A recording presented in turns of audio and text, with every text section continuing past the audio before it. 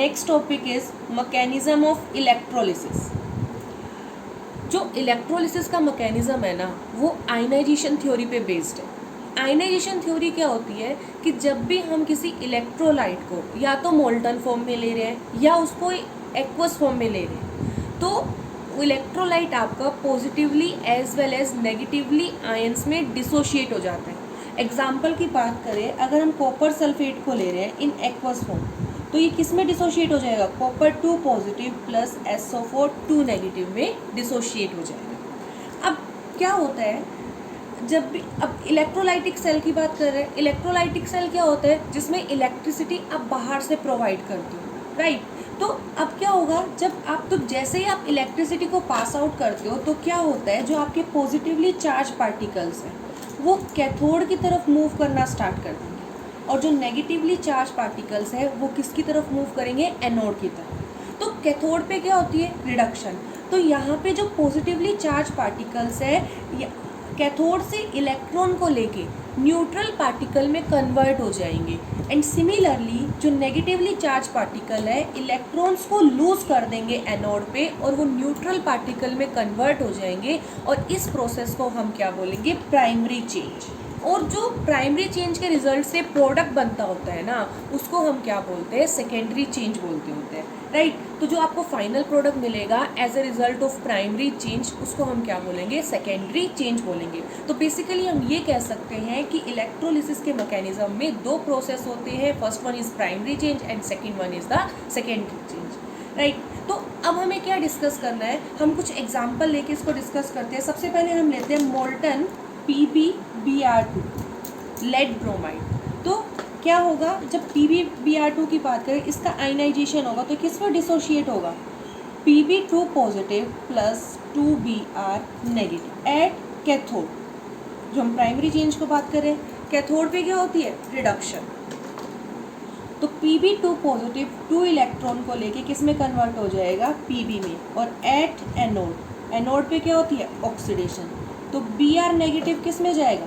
Br plus 1 electron, और Br और Br बहुत सारे Br बनेंगे तो ये क्या बन जाएगा? Br2। This is the secondary change and this one is the primary change, right.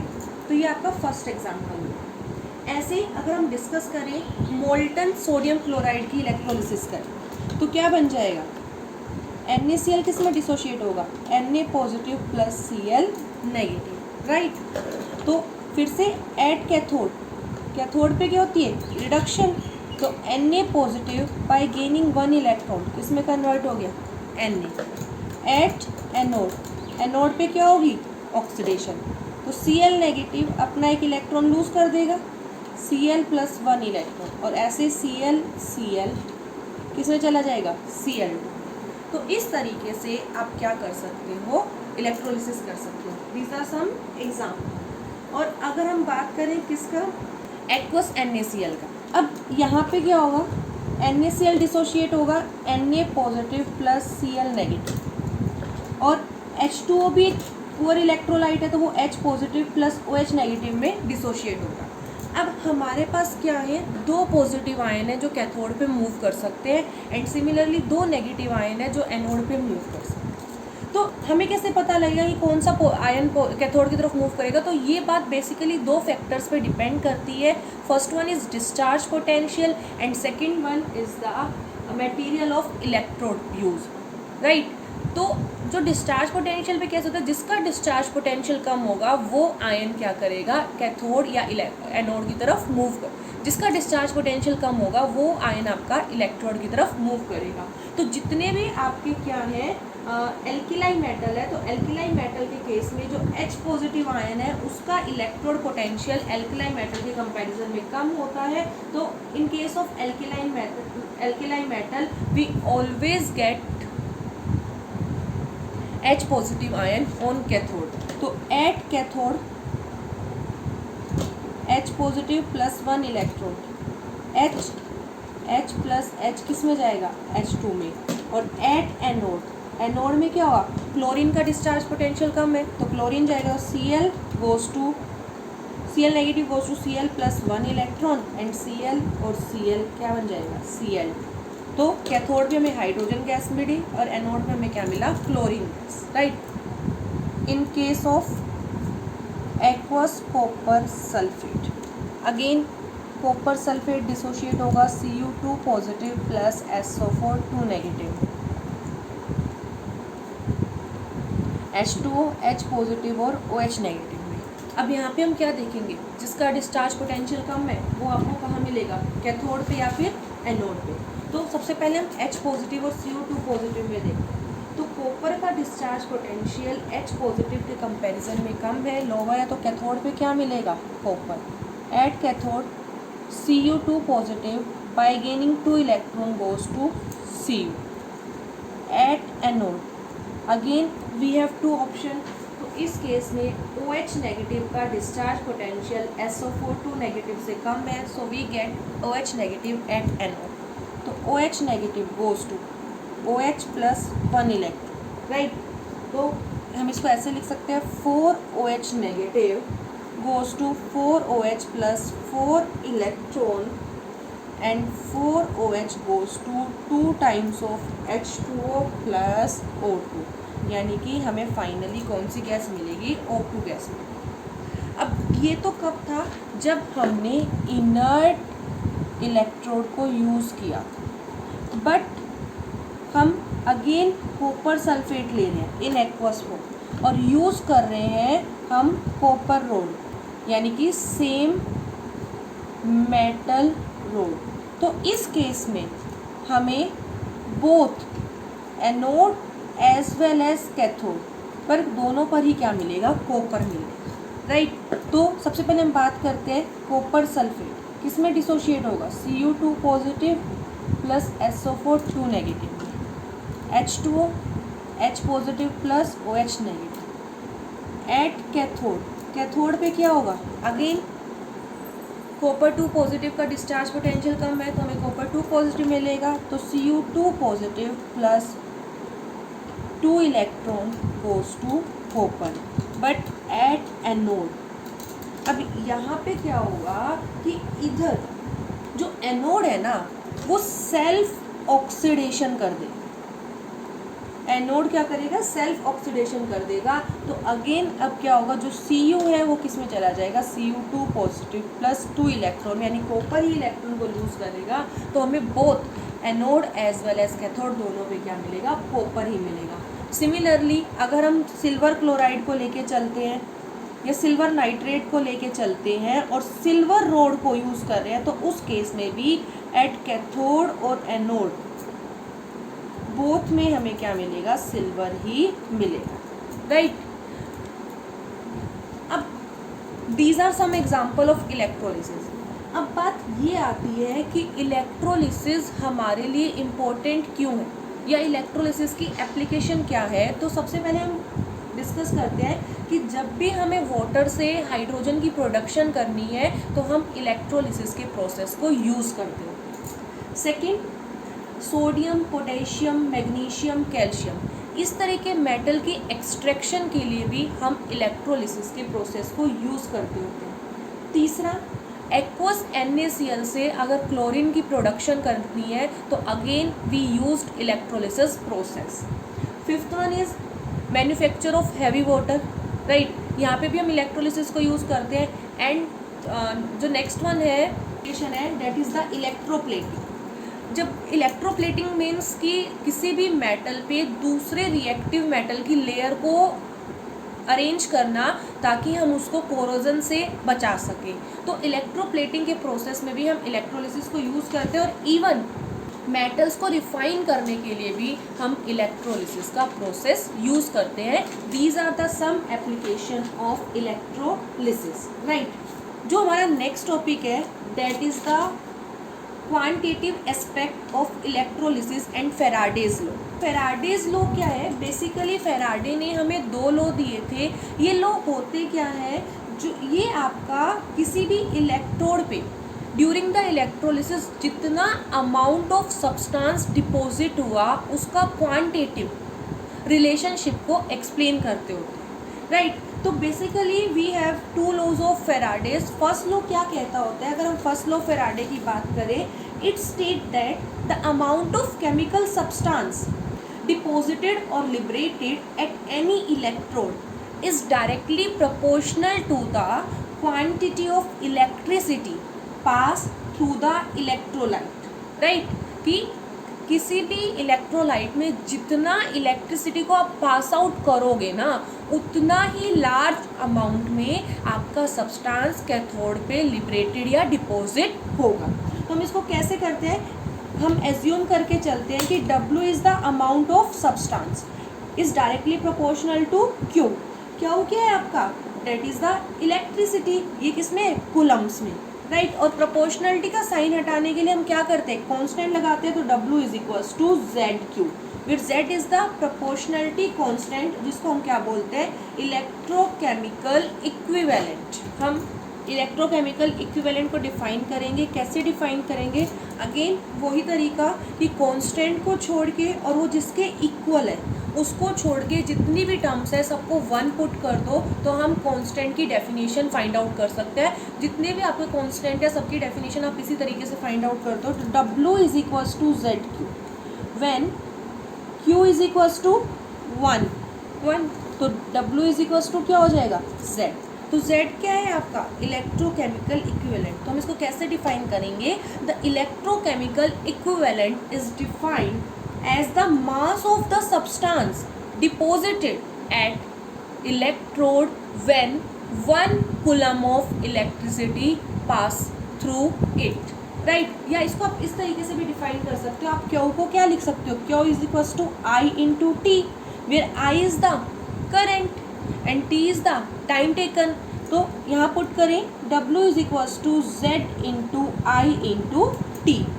When T is equals to 1 second, I is equals to 1 ampere, then W is equals to Z.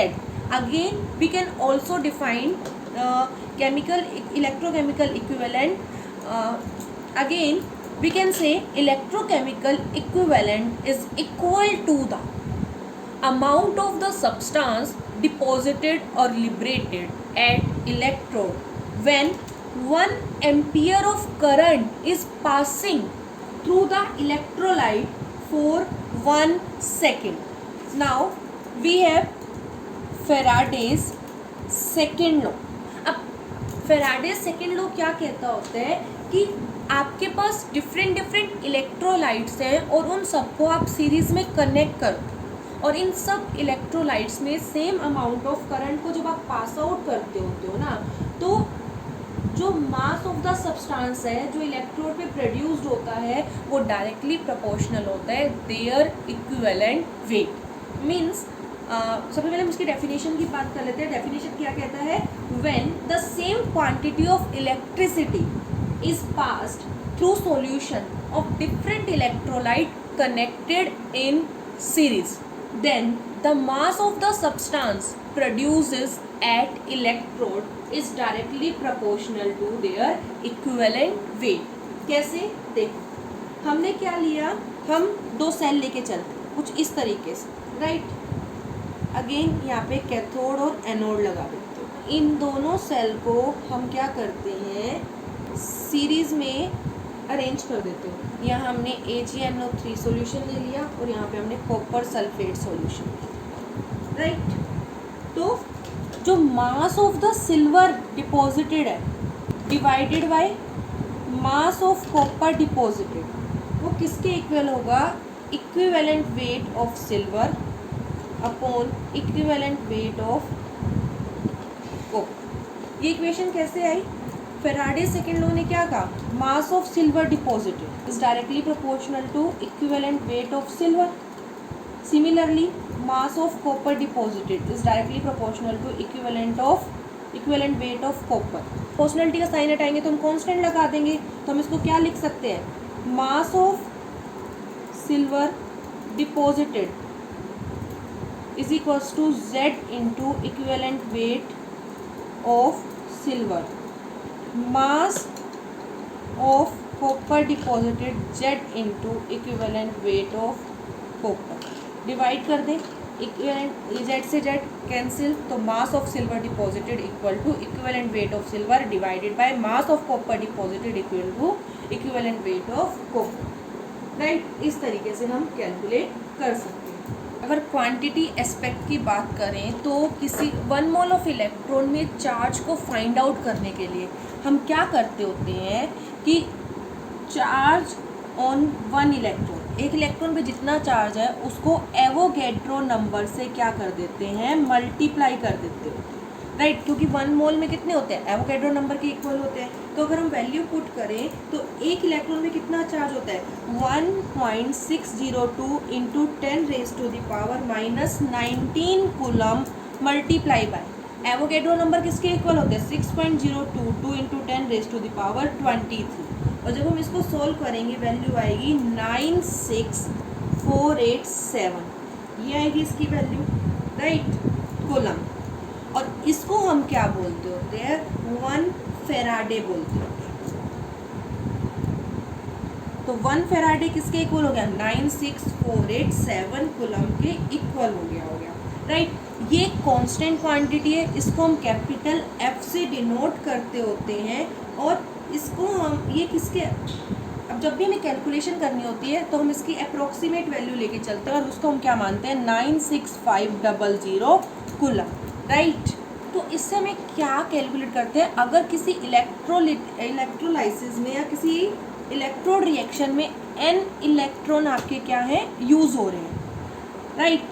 तो कितनी electricity produced होगी, n into में f। और ये कौन produce करेगा, 1 mole of atom, 1 mole of substance produce करेगा। तो इससे हमने क्या कंक्लूजन निकाला कि अगर आप कोई इलेक्ट्रोड रिएक्शन कर रहे हो और उसमें 1 मोल ऑफ सब्सटेंस में n इलेक्ट्रॉन यूज़ कर रहे हो तो कितनी इलेक्ट्रिसिटी प्रोड्यूस होगी, n इंटू में f, यानी कि n इंटू 96500 कूलम, राइट। इस तरीके से आप इसको सोल्व कर सकते हो। अब हम इस पर कुछ न्यूमेरिकल्स देखेंगे। फर्स्ट न्यूमेरिकल है, how much charge is required for the following reduction. First आपके पास है 1 mole of aluminium 3 positive to aluminium. हमें क्या कैलकुलेट करना है, चार्ज, राइट। तो हम कैसे करेंगे, पहले रिएक्शन ले लें, रिडक्शन है तो 3 इलेक्ट्रॉन गेन करके किस में चला गया, एल्यूमिनियम में, राइट।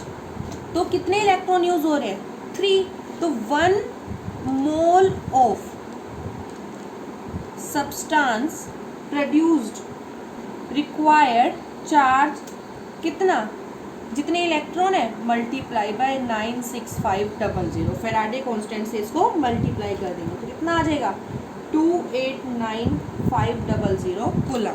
अगर सेकंड देखें, अगेन आपको चार्ज फाइंड आउट करना है, 1 mole of MnO4 negative to Mn2 positive. Again हम क्या करेंगे, रिएक्शन लिखेंगे, देखें कितने इलेक्ट्रॉन का ट्रांसफर हो रहा है। तो MnO4 नेगेटिव किस में जा रहा है, Mn2 पॉजिटिव में। या ऑक्सीडेशन स्टेट निकालें, X ऑक्सीजन पे कितनी होती है, -2 और 4 ऑक्सीजन तो -8 इक्वल टू -1। तो किस में आया, +7 से किस में जा रहा है, +2 में। तो कितने इलेक्ट्रॉन का ट्रांसफ़र हो गया, 5 इलेक्ट्रॉन का ट्रांसफ़र हो गया, राइट। तो चार्ज कितना रिक्वायर्ड होगा, 5 इंटू 96500। और अगर हम इसको मल्टीप्लाई करेंगे तो कितना आ जाएगा, 48250 कूलम। ऐसे ही एक और एनसीईआरटी के एग्जांपल लेते हैं। A solution of copper sulphate is electrolysed for 10 minute. Time दे रखे हैं 10 मिनट। कॉपर सल्फेट का सॉल्यूशन है, right, with a current of 1.5 ampere. What is the mass of copper deposited at cathode, यानी कि हमें W कैलकुलेट करना है, right. Molar mass of copper 63.5 gram per mole, ये हमें गिवन है। तो सबसे पहले हम क्या निकालेंगे, क्यों निकालें, क्वांटिटी ऑफ चार्ज किसके इक्वल होगी, I into T. 1.5 multiply by time, 10 minute है, हम इसको मिनट को किस में चेंज कर देते हैं, सेकंड में। तो इसको 60 से मल्टीप्लाई कर देंगे तो कितना आ गया, 900 कूलम, राइट।